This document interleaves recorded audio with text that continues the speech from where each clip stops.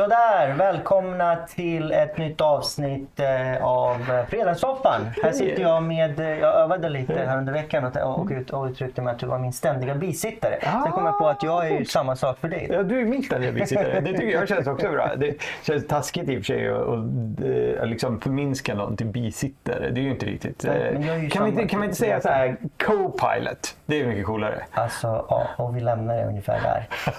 Så kan vi låta vår gäst istället skina, så vad vi heter det får vi se sen. Och idag har vi med oss en gäst som ska få presentera sig själv. Men det är en person som finns i vårt nätverk och som vi tycker kommer med massa goda tankar och kloka idéer. Och ska vi prata roller.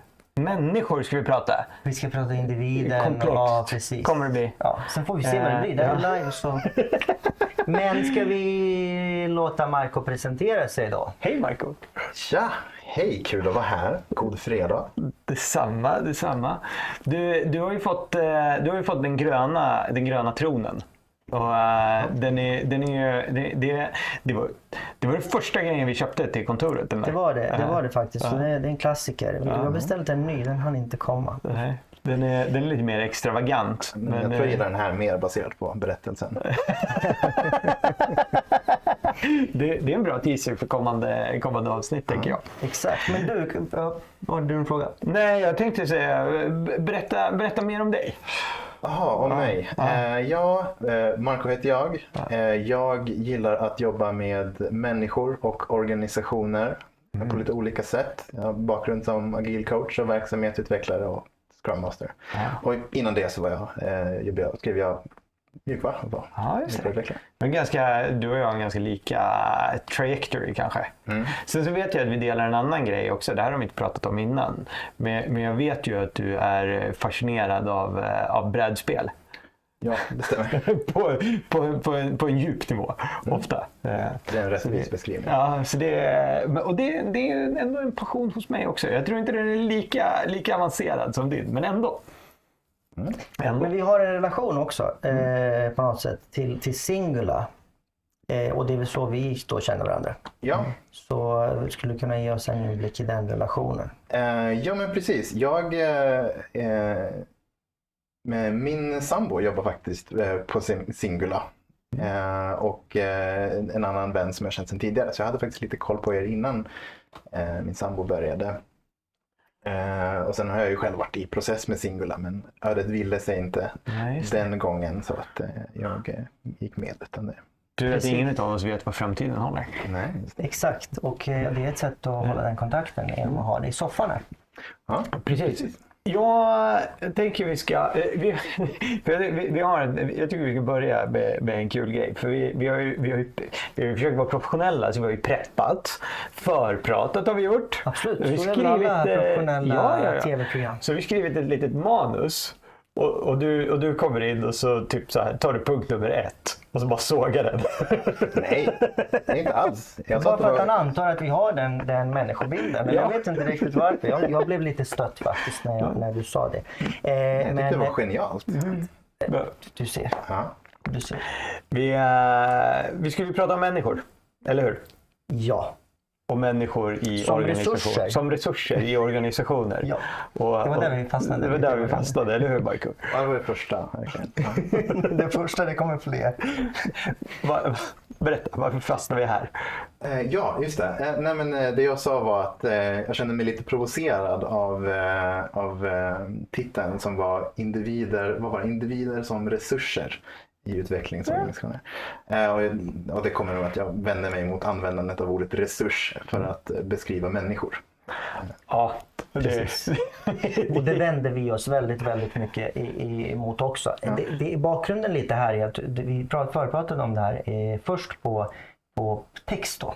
Och då sa du hur menar du resurs? Och då måste jag förklara så att vi vet vad vi pratar om. Även om det inte är det betyder. Nej. Alltså är det, för du pratade, är det resurser i form av saker man behöver i organisation, i vad gäller pengar eller vad det nu kan vara. Eller människor, så ja, men individen en resurs som behövs i en organisation. Bra, då behöver vi prata där, men det är inte lika med tecken och det är precis det där temat där för avsnittet på något sätt, att det är ju inte en resurs som en maskin. Ja, eller är det då? Människor. Ja. Alltså, det finns ju många organisationer som tycker det vore jätteskönt om människor var maskiner. Ja. Om människor bara fungerade likadant varje gång man sa åt dem att göra en sak så skulle ju allting gå. Ja, då kan vi ta en jättesmidigt. pusselbit och så byter vi ut den mot en annan pusselbit som passar lika bra. Ja. Ja. Och är det man är ute efter då? Förutsägbarhet, eller vad tänker du? Ja, om man värderar förutsägbarhet så är det jättehärligt om människor är förutsägbara. Ja. Och det är väl så här, det är ju våra ekonomiska styrmedel som vi har, så värderar vi ju förutsägbarhet. Det ger ju trygghet till marknaden och investerare och allting. Ja. Det är ju bra. Och då kommer vi in på det här med att värdera saker är ju egentligen att man värderar någonting över någonting annat. Så när vi säger att vi värderar förutsägbarhet, då ser vi att då finns det ju någonting annat som vi inte ser. Vad värderar vi det högre än då? Ja, just det. Och då är så här, värderar vi en förutsägbar organisation högre än en human organisation? Eller Just det. den relationen blir ju plötsligt intressant. Och förutsägbarhet är ju toppen. Ja, det blir ju mycket jobbigare när du sätter de sakerna mot varandra. Eller hur? Ja. Exakt, ja. Och det är precis det som är grejen, det är relativa. Men då menar du att människor är inte förutsägbara då? På något plan, om du frågar en statistiker, så ja, vi kan dra vissa slutsatser om hur människor beter sig i grupp. Och människor har ju tendenser, men precis som i alla komplexa system, vi kommer in på det, då är det väldigt svårt, det finns ju en kausalitet, det finns tendenser. Som vi kan säga att om A händer så brukar B hända, men det är inte säkert. Så du kan inte säga att om A så alltid B. Ja, just det. För så gillar ju jag att tänka som ingenjör och mjukvarumänniska, liksom, att så här, om A så B. Det är ju så det är uppbyggt. Men vi söker ju ändå ett sätt att få förutsägbarhet, veta vad vi kommer leverera, när vi kommer leverera det, uppnå förväntningar och så vidare. Så vi söker ju ändå ett sätt att kunna mäta progress och att vi når det vi ska på så sätt. Och det går ju lite emot i det perspektivet så att säga vår förmåga att kunna göra det och kanske vad vi går miste om när vi gör det. Hur tänker du kring det? Jag är inte helt säker på att jag förstår frågan. Det var mycket inbakat i samma där. Ja, men precis. Jag menar det här med att vi vill ha saker som en maskin, för då kan vi optimera efter det och veta vad vi kommer leverera. Så även agilt utveckling går ut på att vi egentligen vill ha bättre förutsägbarhet. Eller vill vi inte det med det?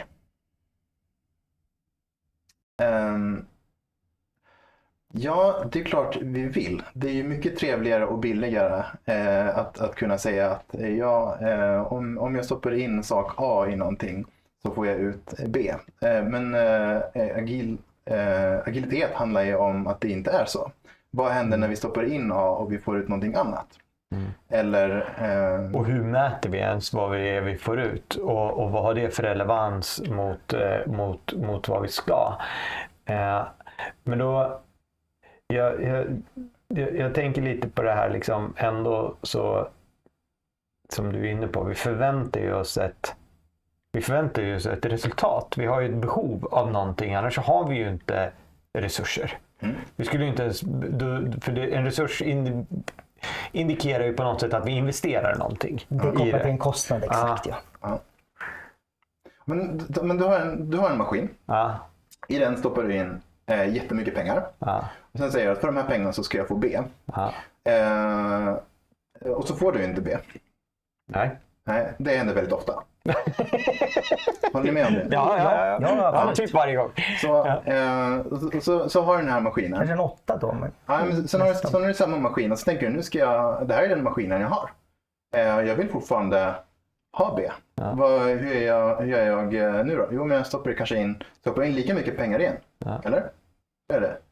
Blir du sugen på att stoppa in mer? Nej, det är typiskt det man inte gör då. Nej, precis. Nej, precis. Du kanske stoppa in lite mindre.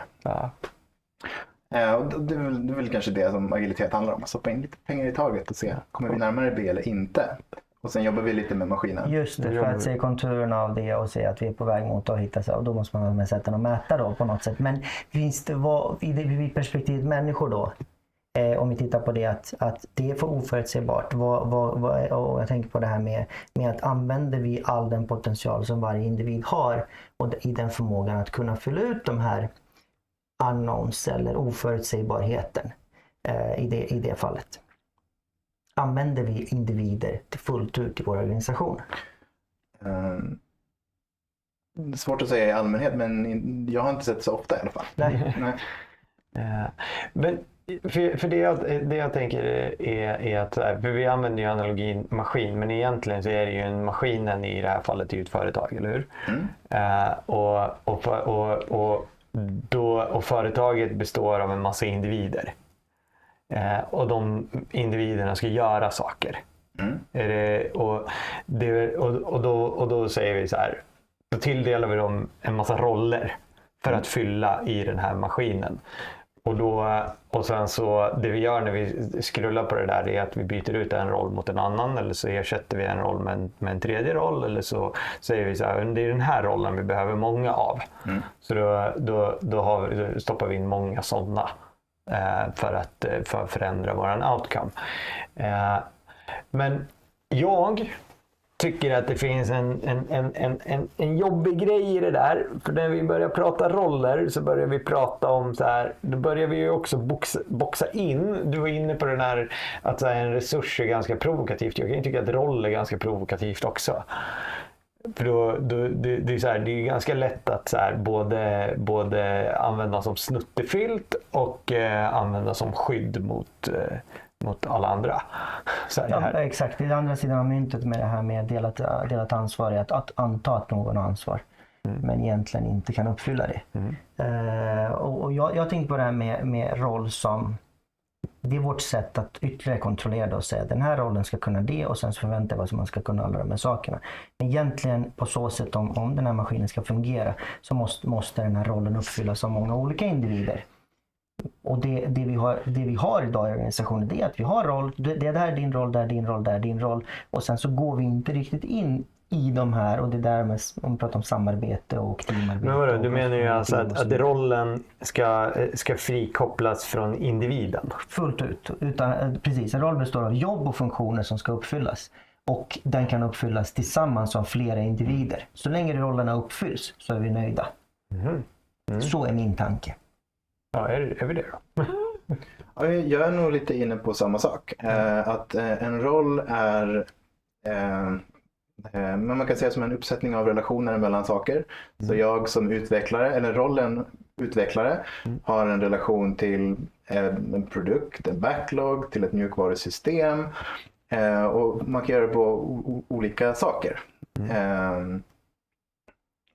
Man kan uppfylla den förväntningen genom att göra det på olika sätt. Så det finns liksom kanske en förväntan på utfall av det man ska av sina aktiviteter. Det kanske finns i vissa fall en beskrivning av vilka aktiviteter som ska utföras. Men det finns i den här rollen så finns en förväntan av vad den ska utföra. Exakt. I organisationen. Exakt. Och då, när man då likställer det med en individ så är det ju som att säga att den här resursen gör det. Hur långt är det mellan en resurs och en roll egentligen? Ja, och i det sammanhanget. Och sen så blir det ju skevt liksom. Det har ju stått på massor med gånger med människor som säger så bara, nej, det där ingår inte i min rollbeskrivning. Så det tänker inte jag göra. Det där gör jag, det ska inte du. Ja, det är nästan ännu vanligare att så här, nej, det är min roll, du ska ge fan i den. Ja, men vi kommer ju med samtidigt så har jag ju en fallenhet för vissa typer av uppgifter och jag har vissa typer av saker som jag kanske har en kompetens och en erfarenhet inom. Eller? Absolut. Det är ju det som vi kommer med det bidraget till organisationen. Det är inte så? Ja, men precis. Och du har ju dina egna unika intressen och motivationer som du tar med dig in i organisationen. Jag var lite inne på det tidigare under försnacket att det finns en balans då mellan så du ploppar ner en individ in i en organisation. Den här organisationen från något perspektiv sett är ju en maskin. Det finns processer och det finns roller som ska samverka på olika sätt för att den här organisationen ska göra det sin funktion. Men så ploppar vi ner en individ på någon plats. Vi kanske till och med har beskrivit den här platsen med på en roll. Och så men säg att så på din dig där Daniel, du gör ju rollen utvecklare på ditt unika sätt. Baserat på dina intressen och dina perspektiv. Och sen kommer det säkert göra andra saker än backend-utvecklare som jag vet att du har många andra talanger och intressen. Ja, och där backend-utvecklare kanske är en av de mindre talangerna jag har. Just det. Jag brukar ibland erbjuda mig själv som rubber duck debugger till utvecklare för jag tycker att det är lite roligt. Och sen så... psykolog. Nej, men det finns ju ändå en poäng i att om jag fastnar med någonting, förklarar det till någon som liksom inte fattar vad du håller på med överhuvudtaget. Och jag tar gärna den rollen. Det är ganska roligt. Och få en inblick i ett jobb som jag på liksom, alltså det är klart att jag förstår utvecklarrollen. Jag har varit det, men alla ska ju veta att jag är verkligen inte den skarpaste kniven i den lådan. Liksom. Och det är ju roligt. Men du var inne på det här med den motivation. Jag vet inte hur mycket vi var inne på det innan, men jag tycker det är intressant i det sammanhang som vi inledde med maskin då. En maskin har inte känslor då. Människor har det. Men någonstans förväntar vi oss att man ska la bort allt det där. Då blir man ju, förväntan blir att man blir den här maskinen. För då behöver vi inte bry oss om vad du behöver. Men vänder vi på det och säger att en maskin behöver smörjas, fixas och donas och så vi kan förutse lite hur den kommer att operera. Men en människa, om du då inte tillgodoser de här behoven så kommer inte människan prestera. Om man då jämför med en maskin som ska prestera på hög nivå och en människa som ska prestera. Så är vi ju i grunden konstruerade på något sätt evolutionärt att vi ska producera. Så om vi inte bryr oss om det eller inte tar hänsyn till det, då kommer vi inte få ut full potential av individen. Är det inte så? Ja, jo, det håller jag nog med om. Men då är frågan så här, behöver vi full potential av individerna? Nej, det kan så här, någonstans är det så här, du var inne på det också, Michael. Jag tycker det är jätteviktigt att så här, vad är det för funktion som vi förväntas uppfylla här då? Jag kanske kan uppfylla den funktionen. Och det är den funktionen som efterfrågas av mig. Sen så över tid så kommer jag kommer inte ha något mer utbyte av att uppfylla den funktionen för att det är så här, jag har lärt mig det börjar bli repetitivt, jag utmanas inte så då blir jag till och med kanske direkt farlig för att jag engagerar mig inte tillräckligt mycket så jag börjar ta lite genvägar och sånt som jag vet att jag brukar kunna komma undan med. Vilket är superdåligt. Men det betyder ju inte att behovet kanske kan vara samma. Det kan det vara, men du har fortfarande en individ, en resurs i verksamheten som kan bidra, fast inte där då. Och du kan heller inte veta hur lång tid det kommer ta för varje enskild individ att komma till en punkt. Nej. Och har du inte så att säga förmåga eller möjlighet att förstå det i organisationen så kommer du tappa den här individen på vägen. Ja. Och det är där vi pratar om det här med oengagemang. Jag tänker ju att det är om jag ska säga emot mig själv i det jag just sa, så tänker jag att en organisation har ju inte ett statiskt behov. Maskinen har inte ett statiskt behov och det är där vi kanske vi lurar oss och säger så jag behöver det här och det kommer jag alltid behöva så jag behöver inte att du utvecklas. Ja, vi pratade om det här med organisation. Organisation i sig är ju på ett sätt och där man strävar efter en förutsägbarhet ungefär som en maskin. Men vi jobbar ju det är ett företag vi är på. Och företag är ett väldigt fint ord för det är någonting vi företar oss att åstadkomma. Leverera värde till någon. Och därifrån kommer det ju massa olika saker. Hur många gånger har inte varit i projekt där kunden kommer säga fast jag vill ha det istället. Ja. Och då har man inte riktigt pratat med kunden och hade man gjort det så hade man fångat upp det här att de har, för det är också människor någonstans som har sina behov. Så att vi har en organisation och ett företag och där är någonstans, vad är bryggan mellan de här två? Det är alla människor som är inne i det. Ja, och vad kallar du det för? Det är relationer. Alltså mellan både processer och individer och roller och saker som ska göras. Och det här med självorganiserade team, det är egentligen är inte det ni är far efter, eller? Ja, eller jag tänker på att ni båda jobbar väl i kulturbranschen. Fast... ja, men jag tänker på det här med kultur och inkludering och att bygga starka kulturer på företag. För att leverera. Den sortens kulturbransch. Det är sammanhanget vi, så det är det som är kulturbranschen för oss då. Förutom att vi producerar poddar då. Men jag tänker att det är ju ett ämne som aldrig tar slut, och vi verkar inte heller lära oss i den omfattning vi investerar i det. Så att jag tänker på det liksom självledarskap och den kultur som krävs för det.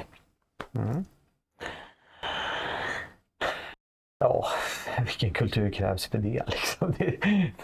För mig är det så här. Det där är ju också så otroligt svårkopplat. Du kan ju liksom på något sätt tänka dig en effekt du vill ha av en kultur. Men någonstans är ju kulturen är ju en emergent fenomen, tycker jag. Som kommer ur att vi är de individer vi är. Och sen så behöver vi förstås göra någon form av förhandling för att ena oss. Och ju fler vi är, och det ska det komma in enskilda nya, desto lättare att säga så här, det här är den kultur som gäller. Men den kommer ju onekligen att förändras. Så att det är, för mig handlar det ju, det går ju inte att säga att så här, vi ska ha en sån här eller en sån här kultur, utan det är ju någonstans så här, vad är det för någonting vi vill premiera?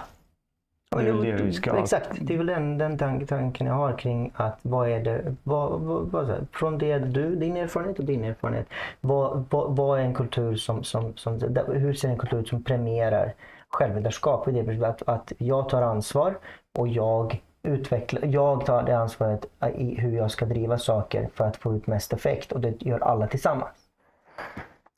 Ja, och det är ju, jag vet inte vad du säger, Michael, men för mig är det enkla beståndsdelar. Du måste ju veta till att börja med varför är vi här? Vad vill du ha av mig? Ja, men vara överens om vad är min funktion i den här organisationen. Det hjälper. Sen kanske man kan kanske utvecklas efter ett tag. Man kanske hittar sin egna funktion eller det värde som jag tillför till en organisation över tid. Och det är toppen om det finns en organisation. Nu behöver jag backa lite.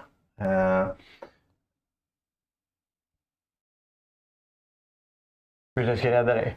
Tack snälla. Jag fick höra, för det är ganska många år sedan nu, men jag gillar det här att så här, det har väl anspelat lite på min konsultnerv liksom, men man kan tänka det lite ur ett mer holistiskt perspektiv, och det vi är inne på nu, att så här, jag har 2 uppgifter som är generella vart jag än är. Och det är att jag ska leverera det resultat eller det värde som förväntas av mig i den här rollen. Om det är liksom att vara i det här teamet, så det kanske är lite abstraherat bort från mig, men det är så här, det är ändå det som är det primära.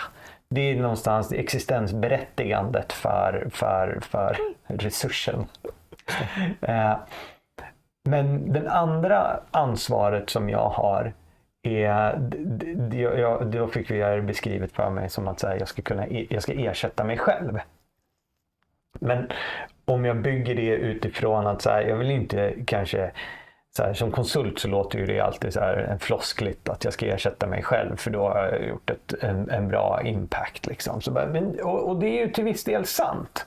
Men för mig handlar det ju om att bygga en hållbarhet i det jag gör, så att den leveransen som jag bidrar med, den kan fortgå även om jag är sjuk eller borta. Det handlar ju om att inte så här, sitta och hårda kunskap och säga så här, det här är min del av systemet. Den får du ajabaja. Eller också bara så här att att det ska finnas redundans runt mig. Det är en del av min skyldighet, tycker jag. Det är alldeles så jag har tänkt i alla fall. Ja, och det är en fascinerande relation till begreppet roll då. Men vad är en roll om den går att göra redundant? Ja. Ja, så kul. Men vad är det du var inne på tidigare när du pratade om att en roll är en samling jobb som ska göras? Ja, mina tankar dras till det som vi pratade om innan, att tänka på ett team kanske som en roll också i organisationer. Ja. Här har vi många organisationer har ju ett team, och det här teamet har en funktion för sin miljö, men den utförs av flera individer i teamet som har sina individuella roller. Och om man ser på det utifrån då, så länge teamet utför sin funktion, så är fördelningen av ansvaret innanför teamet inte det viktigaste. Det är ju egalt, skulle jag säga. Precis, så om vi har ett team där jag lyckas göra mig redundant genom att se till att det finns strukturer eller relationer i teamet som kvarstår även utan mig. Så, Men då, och det är väl jättebra, tänker jag. Men precis. För det är ju också, jag tänker också att det är en del av att jag ska kunna utvecklas vidare. För jag har ju alltid den här, om jag börjar på en ny roll, ny team och sådär. Jag kan ju väldigt lite. Jag kanske har mitt toolset, liksom, min hantverkskompetens. Den har jag ju med mig. Jag har lite erfarenheter och sådär. Men jag kan ju troligtvis mycket mindre om produkten än du gör om jag skulle börja i ditt team. Så att jag har ju massor att lära mig. Innan från början så är jag helt redundant, för att vi kan alltid byta ut någon som kan lika lite som jag. Men efter ett tag så lär jag mig mer och mer. Jag tar mer och mer plats i liksom dialoger och debatter. Men sen kommer det ju ett läge när det börjar tippa över. När jag måste se till att andra får plats. Och det där är ju det är inte alltid så. Jag har ju ett ego också. Exakt, det tänkte jag på. För du kom tillbaka till den här tanken jag hade precis när han pratade om det. Och det är det jag tänker, att människor har ju, alltså oavsett vad man kallar det, så har man ett behov att känna sig behövd. Ja. Det är det grundläggande behovet någonstans vi har, som samlas upp på massa olika, men det går ner tillbaka till det. Men det vi samtidigt strävar efter att då ha redundans. Då går vi tillbaka till den med maskin, då får vi den förutsägbarheten. Men samtidigt är det också fantastiska i att då känna att jag är fri i det perspektivet. Att jag har gjort mitt, och när jag kan göra det så ligger det i mina händer hur jag ska ta mig vidare. På så sätt. Men det kräver ju en djup självinsikt hos individen. Och att man vågar ta sig den vägen, och att man liksom utmanar sig själv.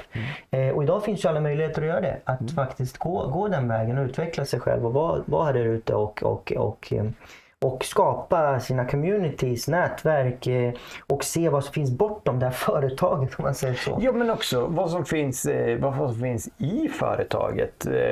Jag jobbar ju just nu med ett jätteföretag. De är ju liksom, det är hundratals företag i det här företaget. Det finns ju liksom hur mycket saker som helst för mig att lära mig som är bortanför min egen leveransorganisation. Jag har ju massor att lära mig i min leveransorganisation. Men det där, jag måste ju skapa mig tid för det. Eller liksom möjlighet till att ens överhuvudtaget exakt. titta på du är det. inne på att man bygger nätverk oavsett vad man är. Ett stort företag så har det ju nog att göra att bygga nätverk där och göra det relevant för organisationen. Så att göra sig själv tillgänglig för organisationen i allt det man kan och vill på något sätt. Och bygga sitt personliga varumärke. Sen vad den sträcker sig, om det är utanför företagets murar eller inte. Vi sitter ju här idag, Marco, och du är med i podden. Det är ett ypperligt sätt att bygga varumärke, eller vad säger du om det? Så är det ju, absolut. Så kul tillfälle att få nörda ut, men också förstås finns ju värde för mig att synas. Exakt. Ja. Du skriver också blogg, va? Det stämmer. Många bloggartiklar, för det är inte för vem som helst, men du har valt ut en målgrupp. Hur tänker du där? Jag har länge försökt skriva en blogg. Tycker jag har mycket tankar. Och jag har alltid, det som har hållit mig tillbaka är att jag lätt blir långrandig. Så det känns som att de ämnena jag skriver om knyter ihop till många olika ämnen, och då blir det liksom jag har haft svårt att avgränsa mina artiklar. Så då har jag gett mig själv licensen att skriva sådana artiklar genom att kalla min blogg för Rhizomatous Ramblings. Som vi kan gå in på vad det betyder om ni är intresserade. Men jag tyckte det var ett jättefint namn faktiskt. Så då har jag gett mig licensen att bli långrandig. Så jag skriver dels för mig själv för att få utlopp. Men precis, det blir flummigt då, filosofiskt ibland. Och vad är ditt mål med det? Vad vill du åstadkomma med att göra det? Ja, men det är precis som du är inne på. Det är lite personligt varumärke. För jag tror att jag har ett perspektiv på organisation och mänskliga system som jag inte ser så mycket med de som jag jobbar. Det kommer mycket från komplexitetsteori och systemtänk. Och ur det så kommer lite speciellt sätt att se på kultur som vi var inne på. Självledarskap. Så dels få hej, jag kan de här sakerna. Men också få skriva av mig. Lite självmeditativt. Ja, men det är ett jättebra sätt att kristallisera min kunskap och slipa upp mina formuleringar och göra dem tillgängliga för andra. Så jag tycker det är kul. Ja, men jag uppskattar att du gör det. Jag har försökt skriva, jag har oftast inte tålamod med det där. För jag lider av exakt samma sjuka. Att jag kan inte skriva det här om jag inte också skriver det här och skriver det där och skriver det där. Och så helt plötsligt så börjar man vara på lite så här, de gamla grekerna filosoferade på det här sättet. Så här, och så blir det så här, det är helt kontextlöst.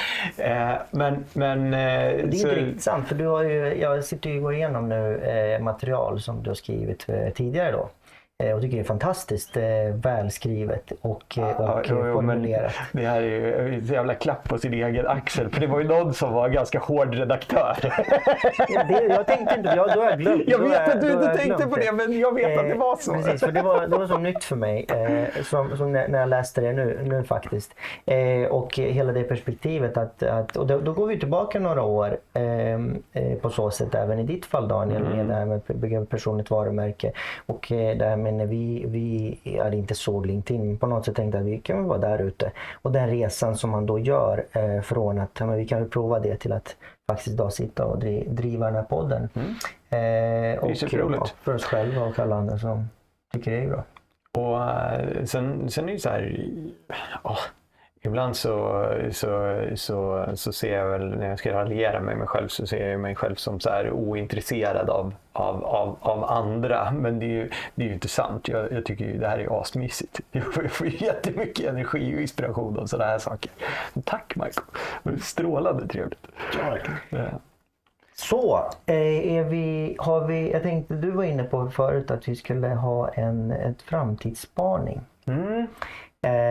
Och vi pratar ju här, om vi ska kosta oss på att lite sammanfatta, vi pratar om individ, maskin, förutsägbarhet, organisationens behov av att göra det, men att människan är då så mycket mer, i och med att vi består av kött och blod och har behov och känslor. Det är klart att vi senaste 30 åren, då, om man tittar på det, tiden går fort, har ställt om till mer social så att säga organisations...